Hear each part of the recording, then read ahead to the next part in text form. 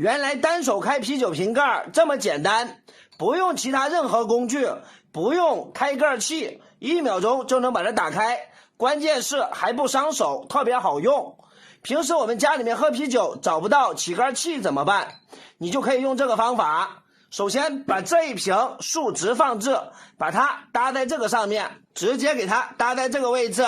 现在相当于这瓶啤酒倾斜靠在这里，它的底部这个是竖直，这个是翘起来的。之后我们借力猛地往下一蹲，这个瓶盖就打开了。你来看一下效果，直接把它挂好，挂好了之后轻松打开呀，直接像这样子轻轻松松就打开了，对不对？方法非常简单，而且不伤手。那么有的师傅说了，我只有1瓶啤酒怎么办？你可以去找一根筷子，用一根筷子轻松的把这个瓶盖打开。怎么打开呢？用这一个虎口压住这个瓶盖，之后把这个筷子翘在这个位置，相当于一个支点一样，猛力往上翘，直接轻轻松松就把它给打开了，对不对？